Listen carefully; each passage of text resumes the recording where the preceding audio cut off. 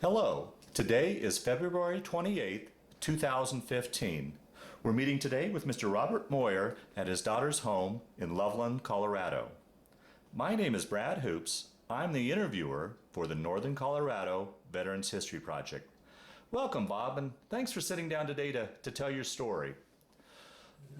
Let's start out, if we could. Tell us a little bit about yourself, your date of birth, where you were born, and a little bit about your family.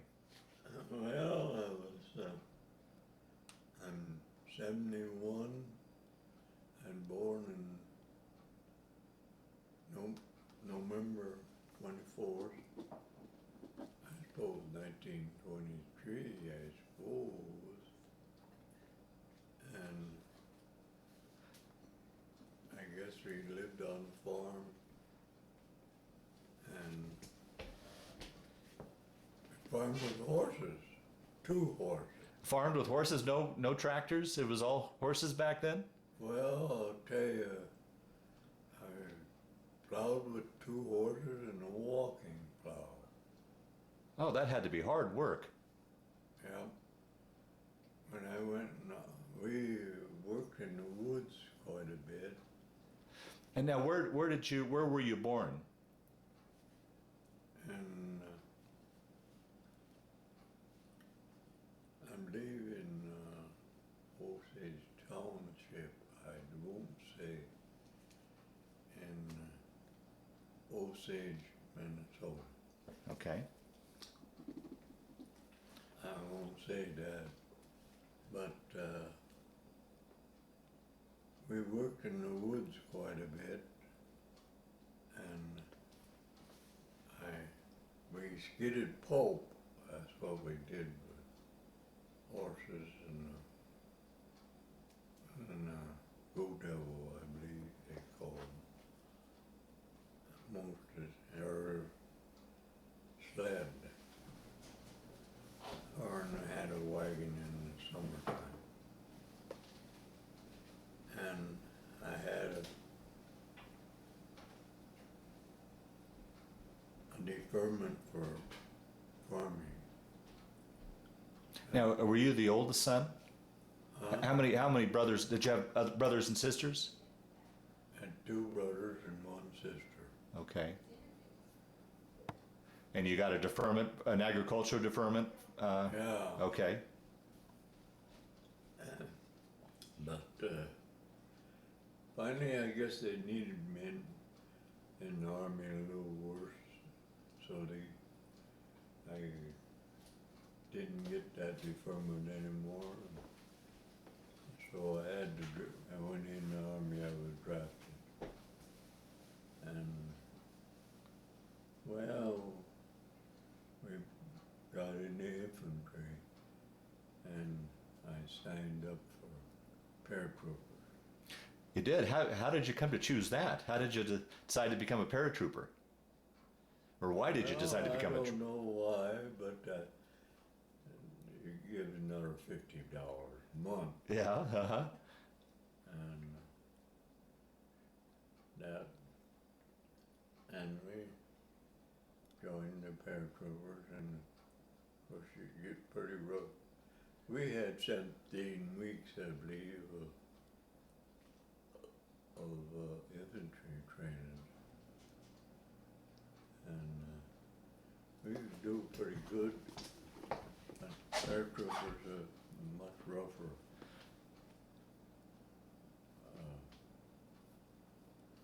Training. No, it was a hard program to get into, and a lot of people washed out. I mean, I heard it was a very... Right, you are. A lot of people washed out.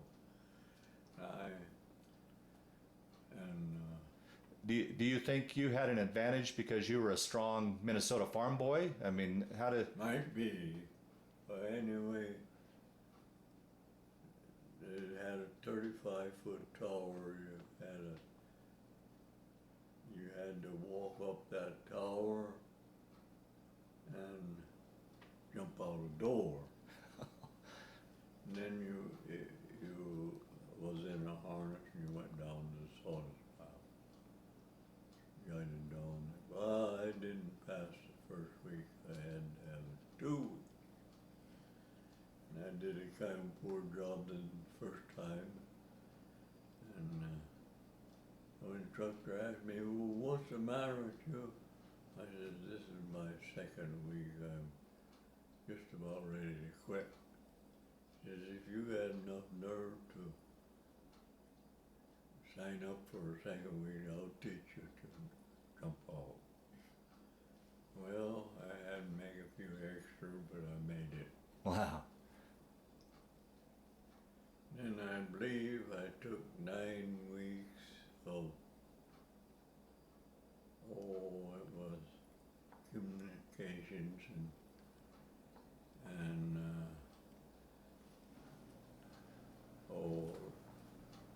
it would be like The radio man type of? radio and telephone and so forth. And then we went overseas. Well, let me back up and ask you. Do you remember the first time you jumped out of an airplane? That first jump? Oh, I get kicked out. You got kicked out. You're supposed to put your hands on the outside the door and pull yourself out. Well, you know that isn't what you would naturally do. You put them on the inside and pull yourself in. Well, I had a jump master there and he kicked me out. Oh. I tell you that's the only time I could look at my feet and see the ground. After that, all you have to do is take your foot off and drop bass will pull you off. And that's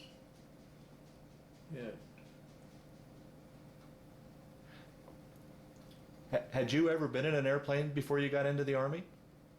No. Wow. And we always use a C-47. Uh-huh. That has one door and 12 men in a stick. I believe it holds 24 men. Later on, they used C-46s. I believe C-47 had 1,200 horsepower engine. I believe C-46s had 2,000. And they had 2 doors, and they would jump out of both sides, and they would jump 40 men at a time. Mm. I talked to people later on, they had, was it 140, 156 or something. And there would be 2 decks, and they would be, I believe in Vietnam, they could jump 60 men at a time, or 120 if you both decks. Wow. And of course, one deck they could use jeeps and so forth. I don't know what kind of parachute they use. So now, as you made more jumps, did it get easier for you? I mean, as you made more jumps, did it get easier than that first one? Or how was jumping for you? Well, you guys will tell you that on this group, it's kind of scary. Is it? Yeah. Yeah, those guys that smoked and cigarettes would be all red. And I've never talked to anybody that didn't have couldn't. It was a little hard for them. So you passed the training, and now you said you guys loaded up and went to Europe? Yep. Do you remember where you departed from? We started from New York Yeah. and we landed in Liverpool or something. And then we took the train across England and landed in a little boat. Well, Or another ship. But you see, we was on the French boat. It was third fastest, I believe, and we only took 4 days to get across the ocean. well, let me ask you about that. I mean, here's a landlocked farm boy going to sea. How was that trip for you? Did you get your sea legs? Did you get how was talk about the trip crossing over? Oh, you want to talk about? Well, I tell you, the first day out was really rough. They unloaded and loaded from that boat.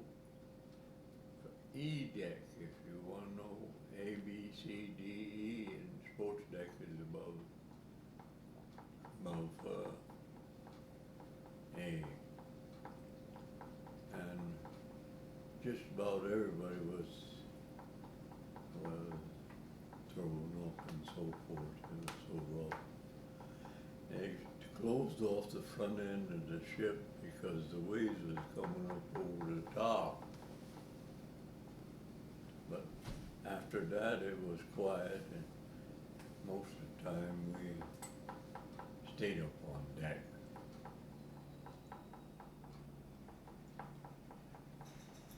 Well, we always figured we didn't get the best of each on there, but I believe we had a British crew on running the ship. But when we went across the channel, that took us another 4 days. Really? Why so long? It was rough. And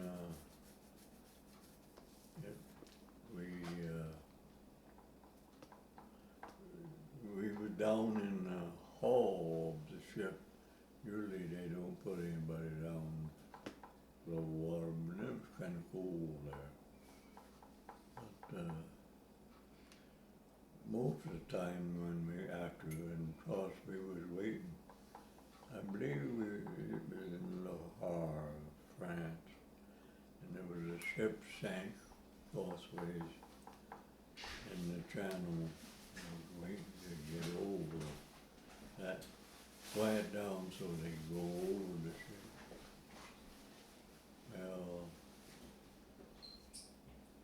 Well, they started unloading some out in the sea, but next day it was quiet, so we was able to go into the harbor. And I believe we had to walk up, of course I think we carried a duffel bag and so forth up the mountain and stayed in the place. And then we loaded down the railroad and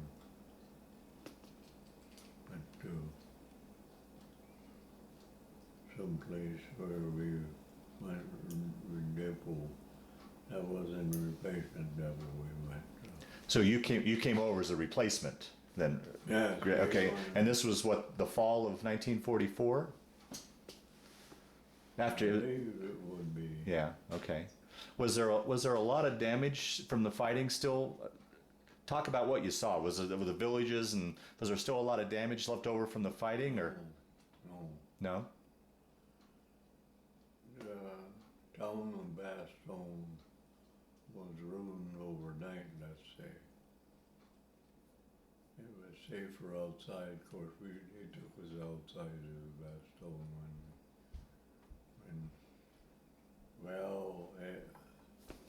Patton had to open up the deal so we could go through, I believe we seen his Jeep.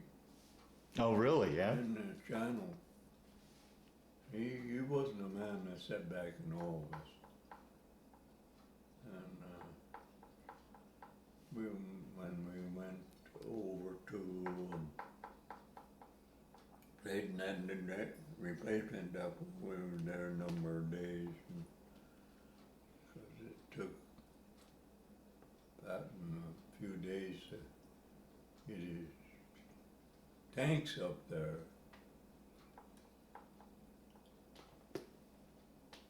Well, then, when the Germans did get within 2 miles of the town where we were stationed, we were in replacement of. And Patton drove them back how many miles that night?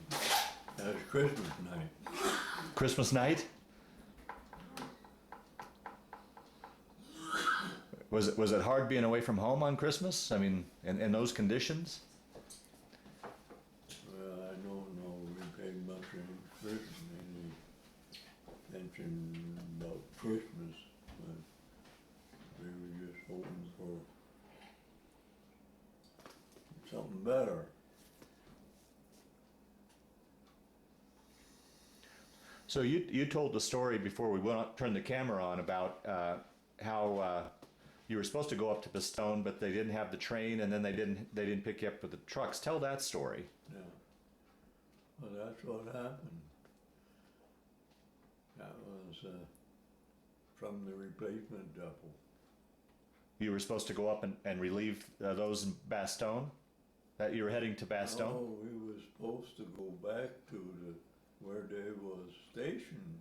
You see, when the truck took them up to Bastogne, they was supposed to come and get us first. I suppose that's when the Germans broke through, see. And I always understood where the Germans broke through was 2 new divisions. The Germans knew more about our lines than we like to let on. Yeah. If you've heard that before. But Patton had them great big tanks as he came up there. I wonder how many gallons per mile that it took to run one of those tanks. How were conditions for you? Were you properly clothed? Because I know that was one of the coldest winters in Europe's history. You remember how you were? Were you comfortable? Did you have proper clothing, boots, and? Well, we kind of lived in foxholes, if you know, and there was plenty of snow. Did you have the proper clothing, the boots and coats and stuff? I guess we did.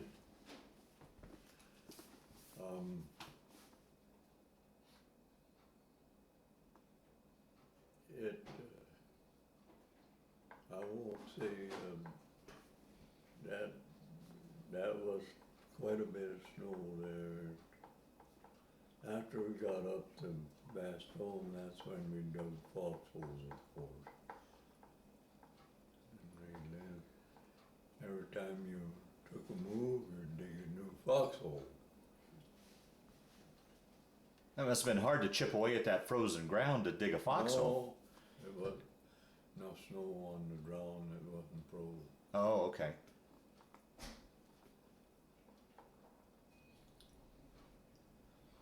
Well, Bob, let me ask you, how do you think you made it during that time? I mean, you think about it, you're living outside in a hole, out in the cold.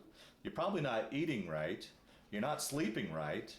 Hygiene was terrible. I mean, any of those things I think would have knocked a man down, but on top of all that, you had the stress of war.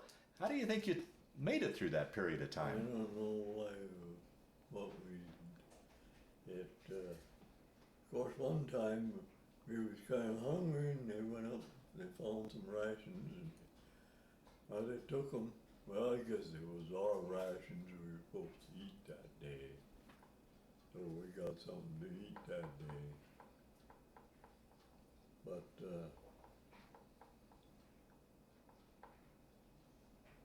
of course, the Germans was getting to the end of their rope. And I know this platoon leader, this goddamn platoon leader, they went up, find a new place. They got 5 Germans out of one foxhole, and they taking them back to, and another one joined in the route on their way back. So the Germans was getting, I suppose, a little tired of it too.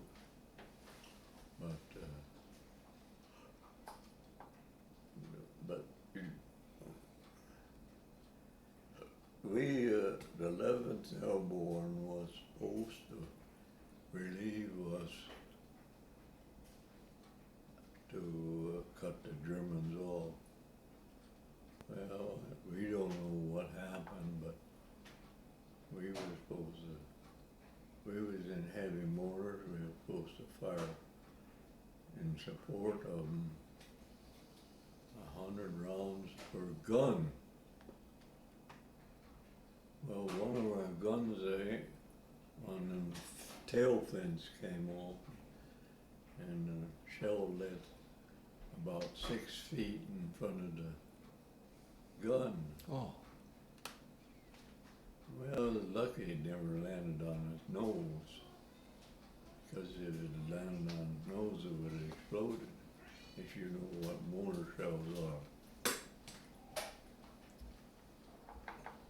Well, after that, we had to take over from 11th Airborne. We cut the Germans off. I believe the 82nd come from the north. We came from the south. We only went a little ways so far each day. We'd shell them, and then we'd get there. And then I suppose we got in we went up there so far, and then we stayed in a barn, I guess. Barn house. There's always one over there, if you know what I mean. Yeah. I don't know if they're that way or more. Yeah. Well, you put the animals on the main floor, and the people lived upstairs. We was in Haymow. Haymow was upstairs. Uh-huh. And then we come around and check this trench foot and so forth. And one guy, well, when we went across that big field, and I was one of the animal bearers, and I part way across, and somebody else says, somebody well, was supposed to help you carry them. That's 42 pounds. Wow. And that's besides your overstuff. Right. Your other stuff. Your own stuff. And he carried a few feet and tossed it down. And somebody else finally took over. And he was in the foxhole with me that night. Supposedly, 2 of us helped dig that foxhole. Well, he didn't help. So. And the next day or so, we was in a barn as after we got rid of the Germans. And I don't know, the medics come around and check our feet and so forth. And I don't know, they recognized something was wrong with him, so he was shell-shocked. Oh, wow. Okay. But you were okay? I mean, your feet were okay? You didn't have... Yeah, sort of okay.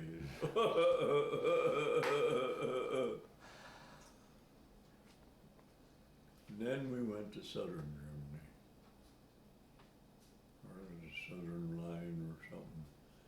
Germans broke through down there, and well, of course, the Germans knew we was down there, and they pulled out. They left kind of a line there. Did things start to get easier with the fighting? I mean, as the war was coming towards an end, but now you're in... We would be on a, let's see, defensive line all the time. Because Germans must have pulled out, we don't know. Anyway, I always got a bang out of it. I was in heavy mortars and all. Of course, we'd have observers, and they lots of times would be in front of the lines. Yeah. If you know what they are. Yeah. And they seen some Germans up there. They come out and they was going to have or breakfast or something. And that wasn't too far in front of our observers. So our observers called back for fire, and they got one hit. One was in the foxhole. He got kind of covered up, so they was trying to dig him out. Of course, we tossed a few more shells, and they finally went up over the hill and left the guy there. And, this was in southern Germany, or southern line, just where it was.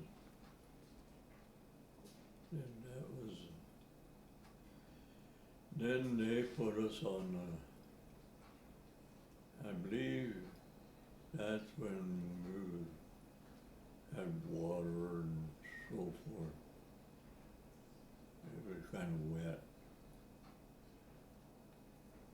But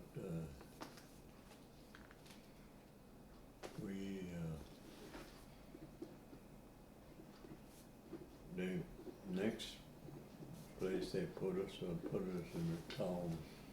I believe it was Charleston, Dusseldorf. That was in the pocket of the Germans. And then I got the communication man got to be section leader, so I got the job that he had. You got the job of what? Huh? What job did you get? Radio operator. Oh, okay. And telephone man. Okay.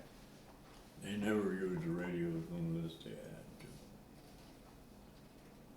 They always telephone and had to keep the lines up to date. So they would run lines, and you'd have to make sure that they. Would they get destroyed? I mean, in the fighting. I mean, I would think that shells. We had to run the lines up to the observers. Really? Oh, that had to be dangerous. Well, that was one of my jobs. But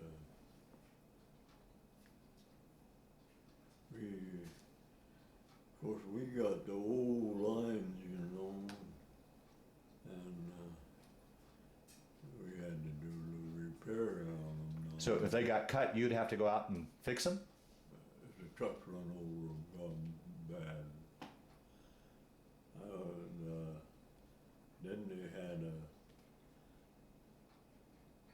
officer. Well, in heavy duty, they run the machine guns too up on the front. One guy, he was over me actually, but he never did a good job on splicing his lines. There's a way you got to splice, supposed to splice them, but it took a little time.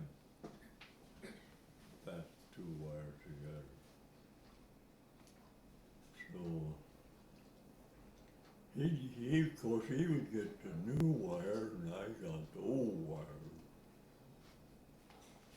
But my lines usually stayed, but sometimes I had to go. One time I know I went up and had found I had a number, each gun had supposed to be a telephone man or something, and they were supposed to fix the lines, but they couldn't fix them, so I'd have to go fix them. I was a radio man. So, and no, I sat out there in the open one day and fixing the line and didn't observe the Germans could see me. I might have tossed a couple rounds in, but of course then when they shoot, we know where they are. And so we tossed a few rounds in and then they had to quiet down. That was in the Bulge, and then we went to southern Germany, I believe. And another place. I don't know.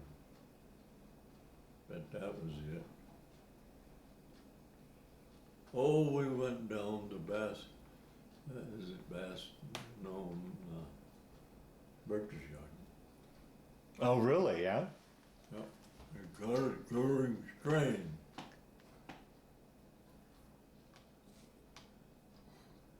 That was quite a train. In fact, I talked to guys when I was coming home.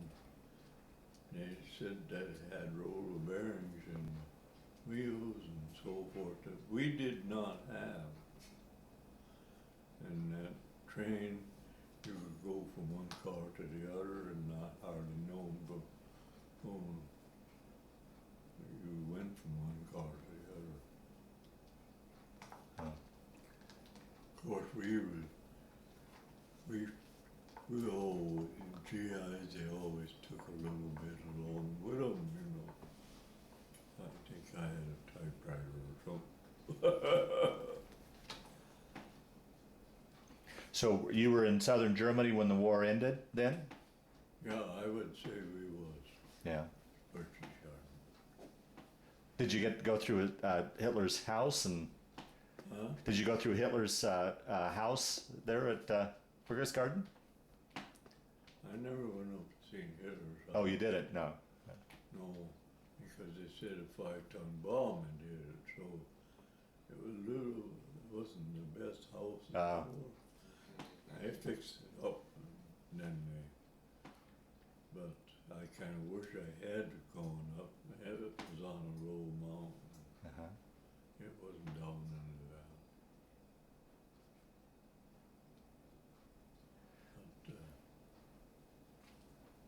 But I talked to people who went over there to see the house after. But then the war ended. I think we went down and that next country down there, not Sweden. Austria? Austria. We went there. Were you part of the occupation forces then? You became. Then finally the 101st went home and we had to go to the 508. And the 82nd Airborne? Yeah, 82nd was in Berlin,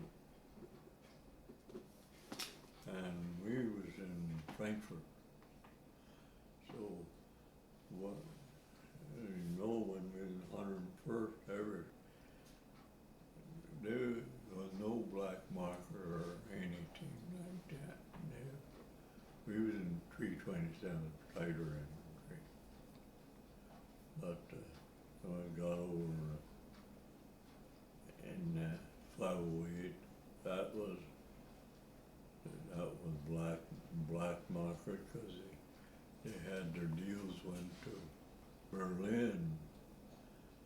And you see, the Russians paid their men off in March, and they had to spend that money before they went home, so that made it awful. They did a lot of money to the Germans had to spend, but they would buy cigarettes, I suppose, or the GIs, of course the GIs, they did a lot of carton of cigarettes, I think over $100. Wow. I used to give the guys their cigarettes for what I paid for it. That was just a few cents almost. But then I had to make a little money too, you know. But So did you go from Frankfurt? Did you transfer up to Berlin then? Or did you just no, you stayed in Frankfurt? we stayed in Frankfurt. Okay. We were supposed to be Eisenhower Guard. Oh, really? Yeah. And we spent a lot of time on guard duty, I tell you. In fact, they had a hole in the fence, and that was where the generals stayed and so forth. They had guards on that, of course.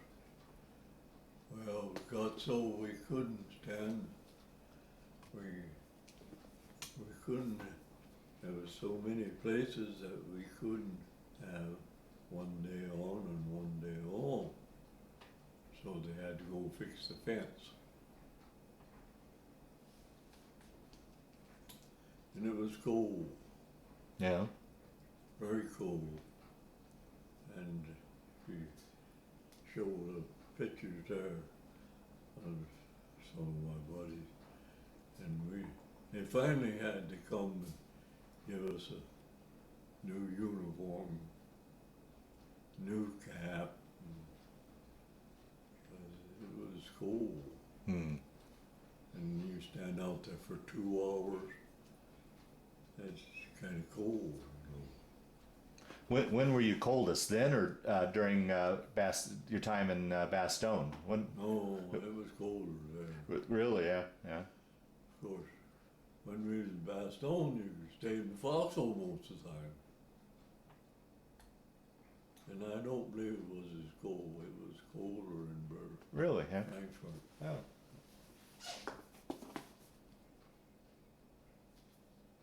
And what happened was the guys, some of those guys would ask for transfers, and well, they would transfer them to some other outfit in Bastogne or in Frankfurt, and they'd see some of the guys as they transferred, they were driving Jeeps. Well, one company there, 35 asked for a transfer one day. Well, the guy come out, and officers come out and said, we can't let this go through. So they got us a new uniform. Good, nice fur cap and so forth.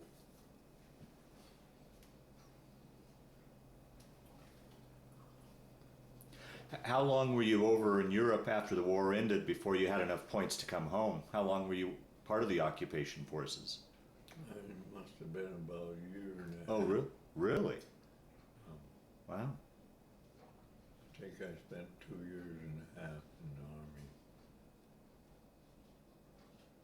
Wow.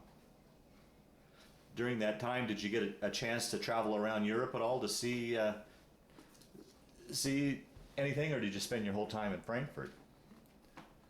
We had 1 week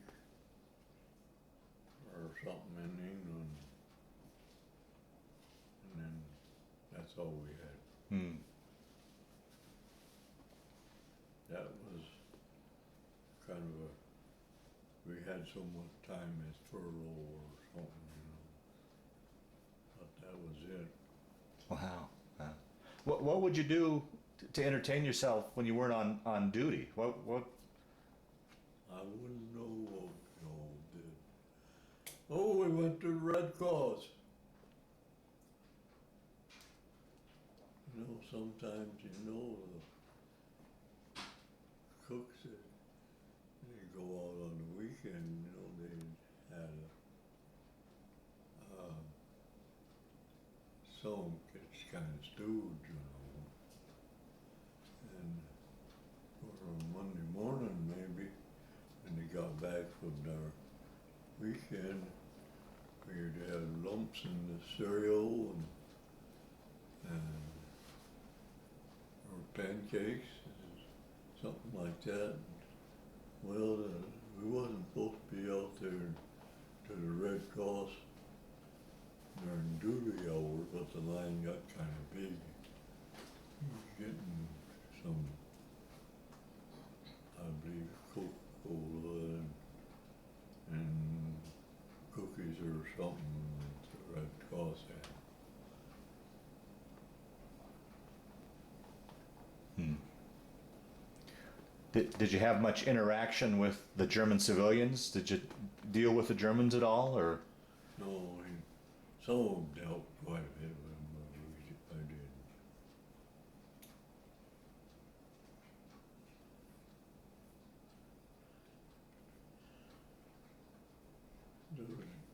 The German kids could sing that certain song to get the stuff from the GIs.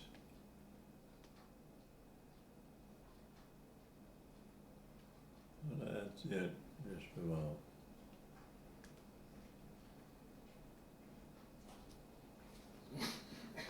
Hmm. See, some went to Switzerland for referrals, and I went to England. So.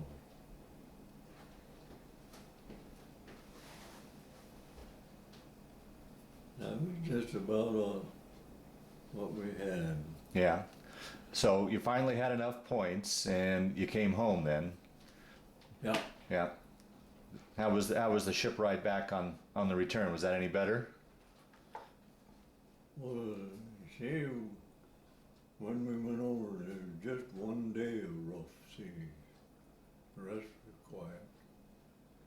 I believe that was just off the coast of America. They went south first, and then they went on the Gulf Stream across the ocean. And that was good because we was only took us 4 days to get across. That was one of the fastest ships there was. But it was, they always said the French fleet was top heavy. Well, after you ride in one of their ships, you agree with them. Because you see, when they loaded and unloaded from E-deck, that usually was above the water. But then the ships didn't go straight. They would go so far one way and then they would turn and go the other way. Because of the submarines? Yeah. Yeah. How was the ship ride? How was the trip back to the United States? Well, we had Liberty or something, that smaller ship. That was, I don't know, it took much more than that to come back. Was it nice to be back to America after everything you had experienced? It was kind of nice to get back. I guess they give us some bottled milk or something when we got New York.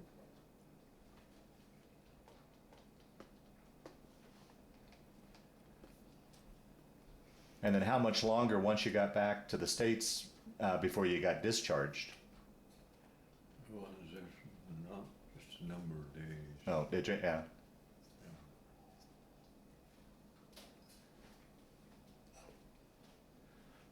Well, let's talk a little bit about now your post-war years. Talk a little bit about what you. So you, I imagine you came back to Minnesota then, and then what did you? Oh, then I could drive the tractor. Yeah, finally had a tractor.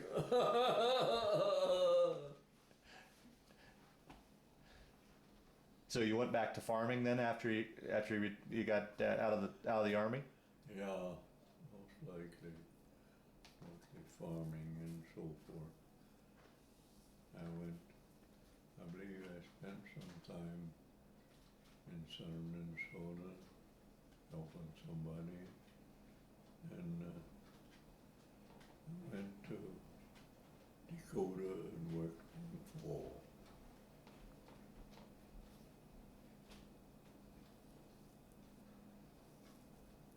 I don't know what else I done.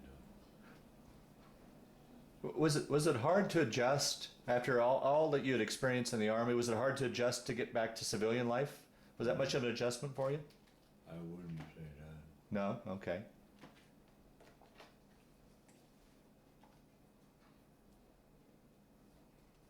It's kind of nice to get back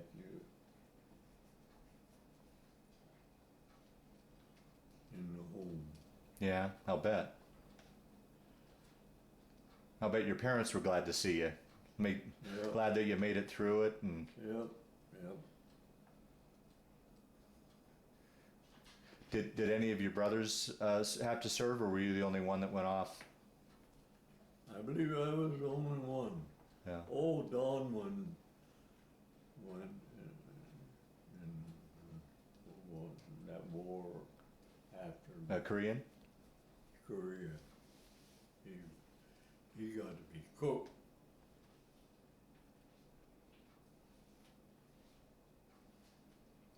But Howard never got in, so Yeah. the older one.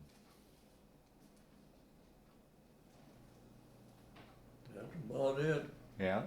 So you came home and talk a little bit about meeting your wife, and talk a little bit about your kids, and we'll wind down this interview. I don't know.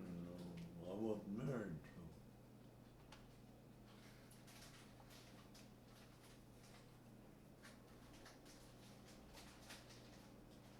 so. So I just went back to farming, I guess, and that was it. Yeah. How and when did you meet your wife? I think that was a number of years later. Yeah. I went deer hunting and met her. And she's still here.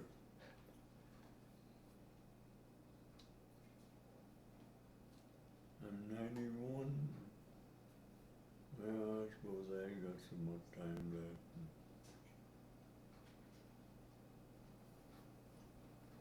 That's it. Yeah. Wow. Well, one last question, Bob, and we'll wind down this interview. That time you served in the Army and everything you experienced over in Europe, how do you think, did that change your life, affect your life, play a role in your life at all? Or do you just look at it as just a chapter in your life that you went through? How do you look at that time?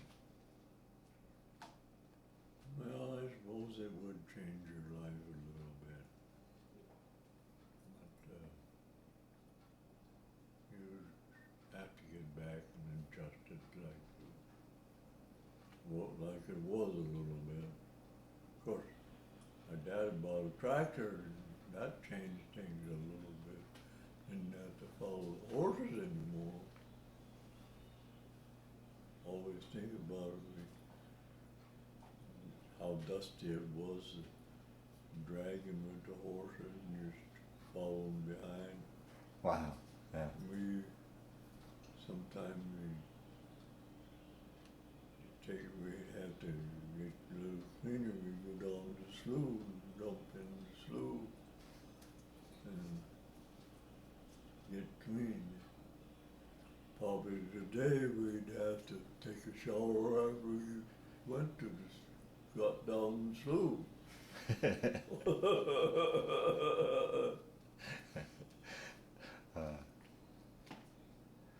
Well, through the years, did you ever keep in touch with any buddies that you served with? Was there any sort of reunions you guys would go to, anything like that? No, I don't believe I ever did meet anybody then. Yeah.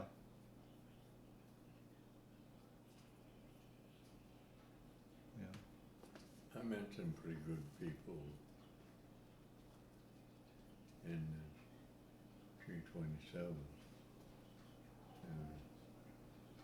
They were nice people, and the officer was nice,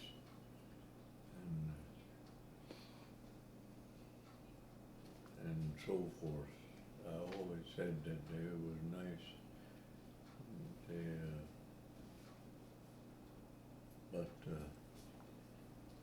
we used to have play ball overseas for different ones. Yeah, I always got to be umpire. Couldn't play quite good enough. And one of our lieutenants, he was a pitcher, so I always argued with him. You know how they goes.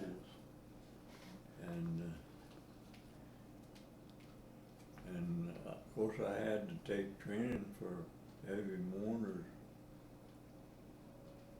because I didn't, my infantry training didn't take into heavy. And I did pass. And some of the guys told me afterward that officer, he would, when I would say, oh, then he would pull the thing out of his pocket and then he would click it because I'd have to pass in a certain time. Well, I did pass, but some of the guys told me he was kind of cheating a little bit.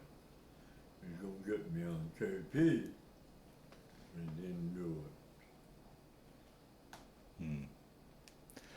Now, And you know, all the lieutenants got to be first lieutenant.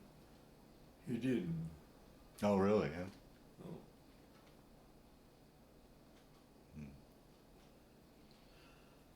Now, have you seen the series Band of Brothers? Huh? Have you watched the series Band of Brothers about the 101st? No. Oh, just Is there? there's a film about it. I was wondering if you had seen it and what you thought about it. No. I imagine that is a lot of that is before we got in it. Because some of those guys could tell you some stories, especially when we went across in Normandy. And them gliders, you know, let's see, C-47 could pull one. And C-46s could pull two. Yeah. Now, did you ever go on a glider, or were you just purely a paratrooper? I never rode in a glider. Okay. Of course, I took the training for them, but the gliders are pretty cheap stuff. I believe you had a plywood floor, and then it's kind of aluminum pipes, and a lot of that's covered with canvas.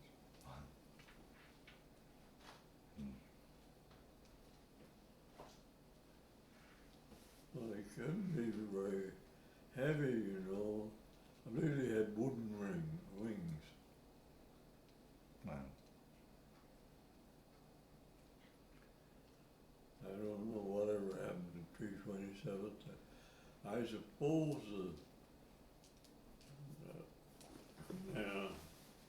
they got the outfit that had helicopters. I think they got big helicopters in place up there.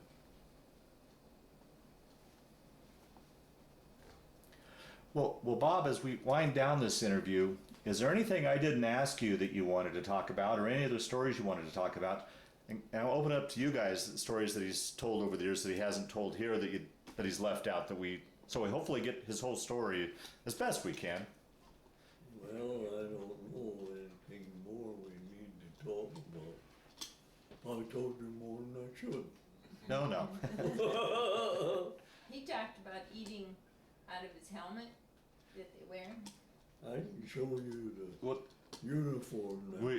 we'll get into that in a minute. But Kayla was talk a little bit about how you used to eat out of your helmet. I mean, when you how you used to eat out of your helmet.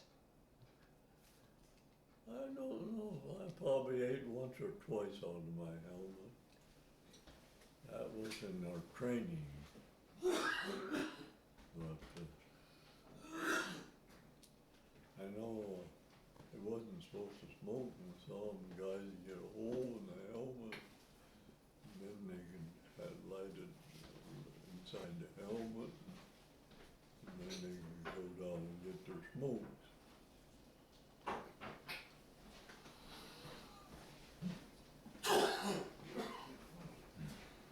That'd be the training.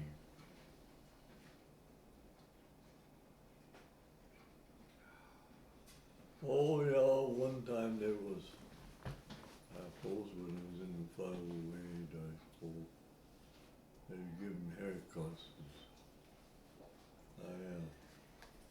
One guy said, I can give you a haircut with a clipper.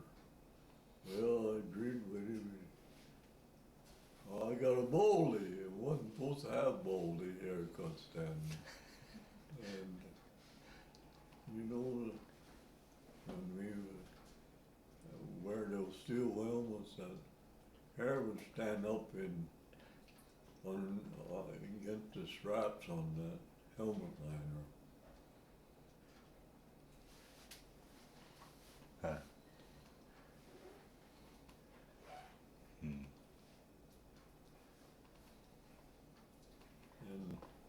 I believe one time, they get kind of fussy, you know, everything gotta be nice. So they got hold of some paint, or painted the helmets, and well, it was off color. And it was a German paint, I suppose. And then we had to go have a deal. It must have been in the 101st when we got that. Anyway, we kind of stood out when they had a division deal, and our helmets was a different color. So the next day they had to paint them.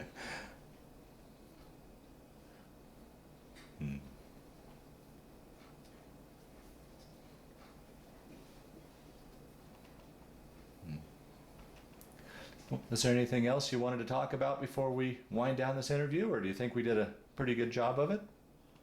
I think we pretty well covered it, don't you think? Yeah.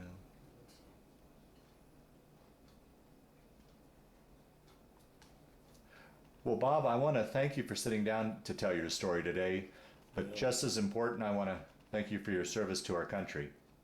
Yeah. Yep. Probably was me when I went into service. Sometime.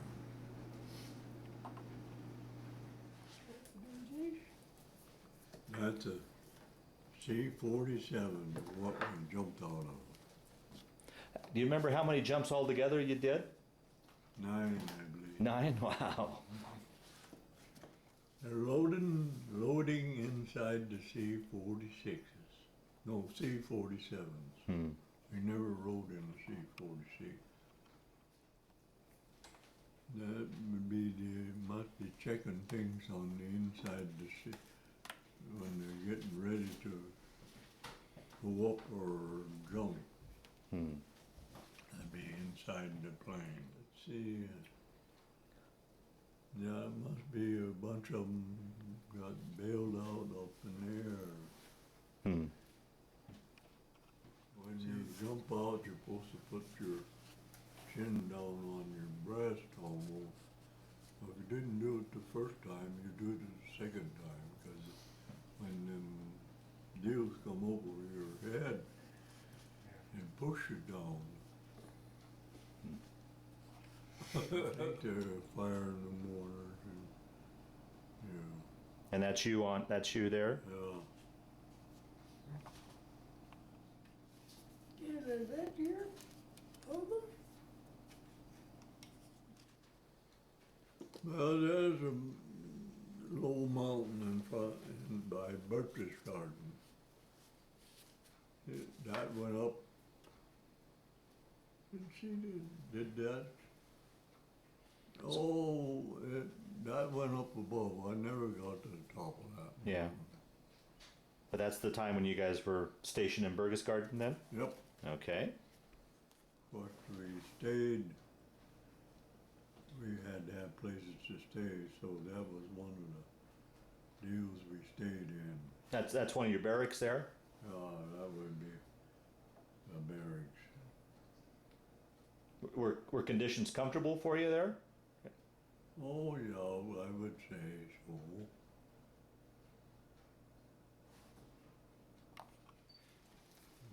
The bed we slept on. That's your cots? Yep.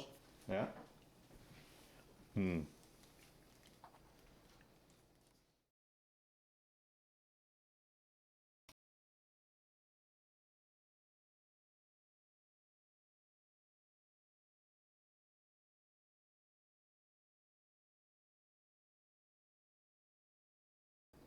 I was getting discharged because I got my pants blouse, see?